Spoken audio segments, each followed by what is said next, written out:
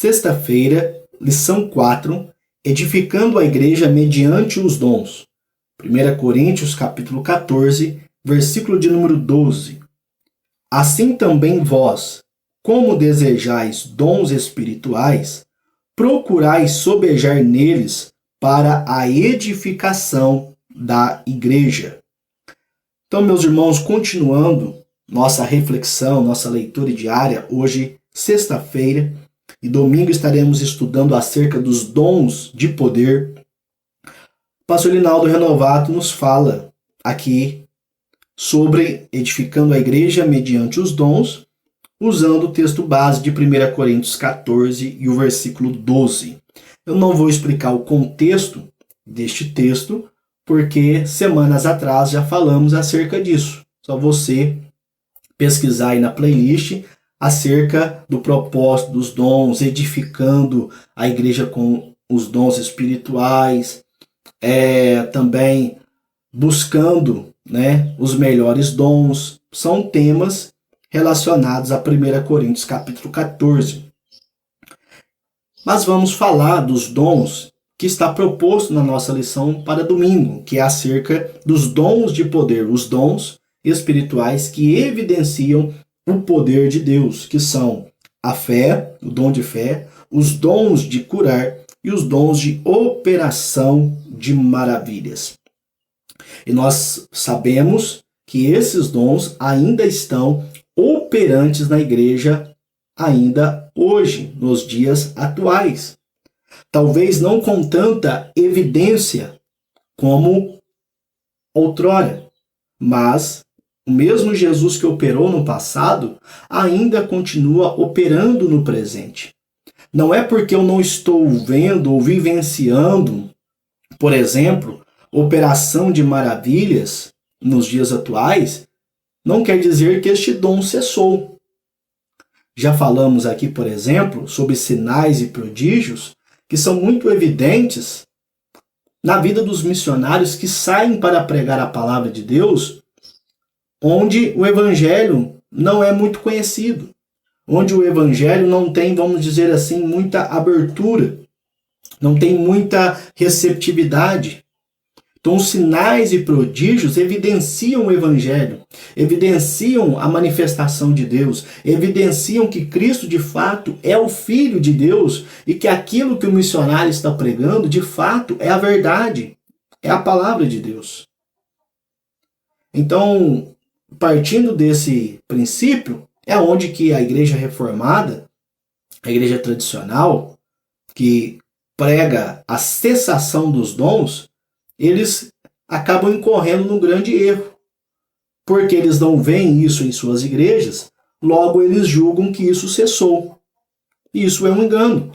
Porque, por exemplo, há muitos relatos durante a história da igreja cristã de homens e mulheres que foram usados por Deus nos dons de curar, nos dons de operar maravilhas. A Assembleia de Deus aqui no Brasil, quando Daniel Berg e Gunnar Ving chegaram com a chama pentecostal, ali em Belém do Pará, ao visitar uma irmã, Alcelina de Albuquerque, que estava acamada e não estava indo à igreja. Ela era professora de escola dominical e ela estava com um tumor nos lábios. Naquela época não havia a tecnologia, a medicina não estava tão avançada como hoje, mas tudo indica que era um câncer nos lábios da irmã Alcelina de Albuquerque.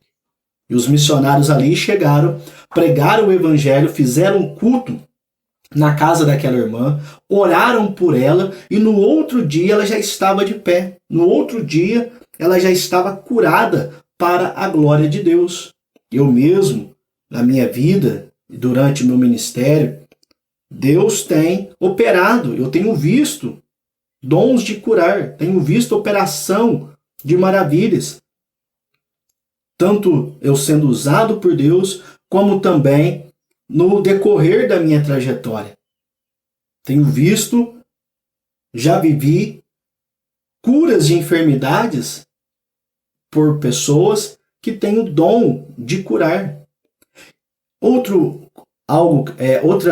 falácia que nós temos que desfazer é que eles dizem assim, por exemplo, mas se você tem o dom de curar, então vamos ali que você vai curar a todos. Ora, biblicamente falando, foram raras as exceções que a pessoa que tinha o dom de curar curou a todos. Por exemplo, Jesus, em algumas passagens, diz que ele curou a todos que estavam ali. Mas percebemos que, por exemplo, em Nazaré, ele não pôde, diz a Bíblia, fazer muitos milagres por causa da incredulidade. Faltou que a fé naquelas pessoas. O apóstolo Paulo também foi usado por Deus em um determinado momento que ele curou a todas as pessoas que ali estavam. Mas não é a pessoa que cura, é o poder de Deus evidenciado na vida da pessoa. Por exemplo, Paulo deixou Trófimo doente em Mileto. Se ele tinha o dom de curar, por que ele não curou? Porque não quer dizer que, porque Deus me deu o dom, eu uso o dom ao meu bel prazer. Não. A hora que eu quero, não. Eu sou apenas um canal de Deus, a qual Deus manifesta o seu poder. Porque Paulo também não curou a Timóteo, que tinha aquele problema gástrico. Por quê? Porque é a vontade de Deus.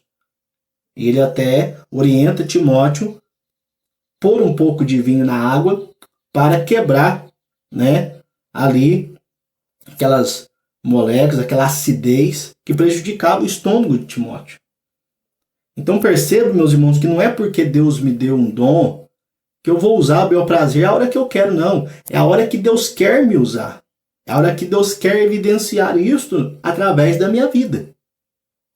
Então, dons, por exemplo, o dom da fé, diz aqui o comentarista da nossa lição, no primeiro tópico e no subtópico 2, a fé como dom é distinta daquela que recebemos por ocasião da nossa conversão, a fé salvífica. Então, uma coisa é a fé para a salvação.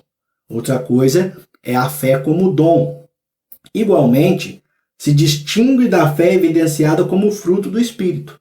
Então, tem a fé salvífica, tem a fé que é o dom, que é o fruto do Espírito, em Gálatas 5:22, e tem a fé que é o dom da fé, que é a capacidade que o Espírito Santo concede ao crente para este realizar coisas que transcendem a esfera natural da vida, objetivando sempre a edificação da igreja.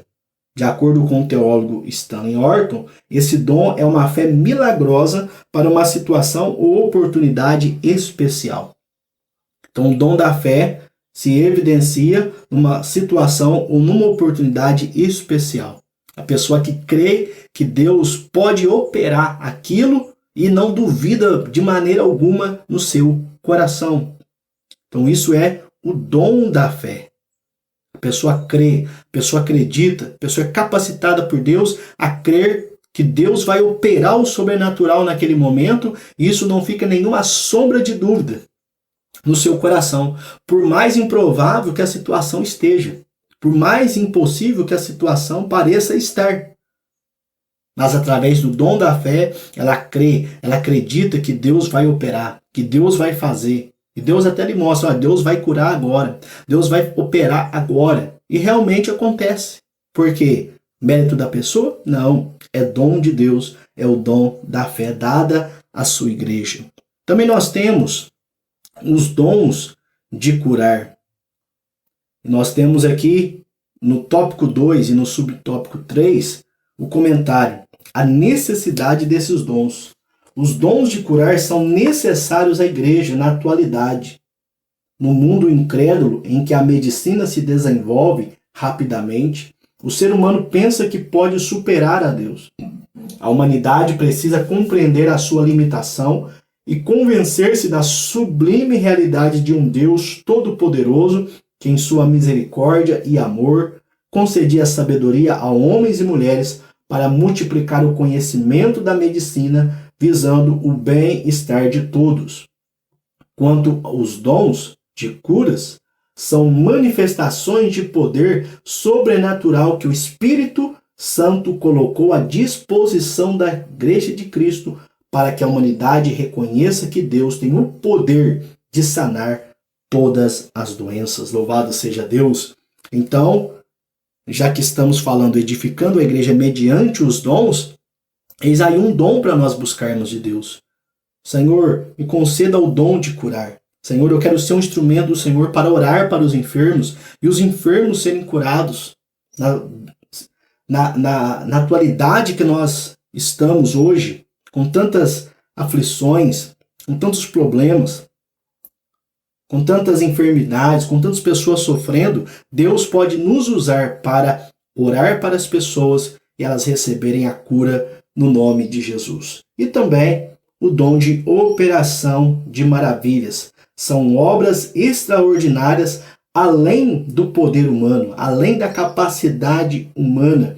O dom de operação de maravilhas altera a ordem natural das coisas consideradas impossíveis e impensáveis.